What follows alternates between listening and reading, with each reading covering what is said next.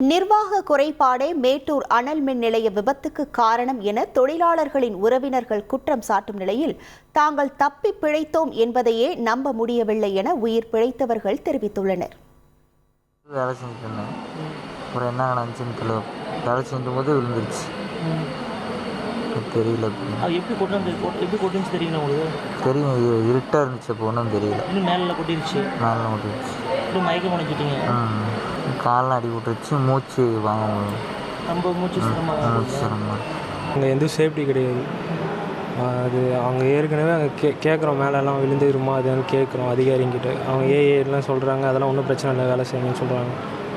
அப்போ வேலை செஞ்சதா திடீர்னு இந்த மாதிரி ஆயிடுச்சு. என்ன நடந்துச்சு? அப்போ மேலே பங்கர் இது பிடிங்கிட்டு கீழே வந்துருச்சு. அவங்க நாங்கள் கேட்டோம், அதுக்கு முன்னால் சேஃப்டி இருக்காது இங்கே இருக்குன்னு. பரவாயில்ல வேலை செய்யுங்க, அதெல்லாம் இருக்கும் அப்படின்னு சொல்லி இது பண்ணிட்டாங்க. இப்போ வேலை செஞ்சுட்டு இருக்கும்போது என்ன நடந்தது? எப்படி என்ன முடிஞ்சது? இப்போ நிலக்கரி தான். அப்படியே மூடிடுச்சு.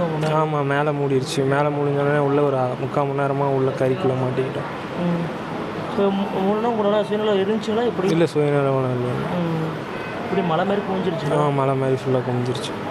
ஆள் இருப்புமா இல்லையான்னு தெரியல எனக்கு. எவ்வளோ கஷ்டப்பட்டுருக்கீங்க, குடும்பம் எப்படி பார்த்துட்ருக்கீங்க? எப்படி நம்ம கஷ்டம்தான். இப்போ என்ன உடம்பு என்ன தொந்தரவு பண்ணுதுன்னா, எனக்கு இந்த இடுப்புலேருந்து மேலே காலெலாம் வலியாகுது. எவ்வளோ டன் ஃபுல்லாக வெயிட் இது போட்டுருச்சுங்களா? மேலே 60 டன்னு 60 டன் கறி அப்படியே இறங்கிடுச்சு. சுயநலம் இருந்துச்சுங்களா? கொட்டினதுக்கப்புறம் தெரிஞ்சுங்களா? இல்லை, அதெல்லாம் தெரியல. இங்கே வந்து ஆளுங்க தான் தூக்கிட்டு போனாங்க. கஷ்டப்படுற ஃபேமிலிங்க. அவர் ஒரு நைட் ஷிஃப்ட்டு பகல் ஷிஃப்ட்டு கூட பார்க்காம கஷ்டப்பட்டுட்டு இருந்தாருங்க. உடம்பு சரியில்லைங்க 2 நாளாக. நான் இருந்து ரெஸ்ட் எடுங்கன்னு சொன்னேன். இருந்தாலும் வேலைக்கு ஆள் இல்லைன்ட்டுங்க போனேன். அப்படிங்க இப்படி ஆயிடுச்சு. அவர் உடம்புக்கு நீங்கள் தான் இது ஒன்று பார்த்து ரெடி பண்ணி சேர்த்தரணுங்க. என்ன கோரிக்கை? அவர் உடம்பு சூழ்நிலை நல்லா பண்ணி தரணுங்க.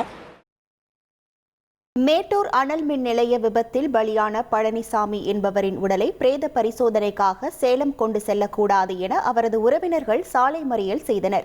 மேட்டூர் அனல் மின் நிலைய விபத்தில் பலியான பழனிசாமி என்பவரின் உடல் இரவு 10 மணி அளவில் மீட்கப்பட்டது.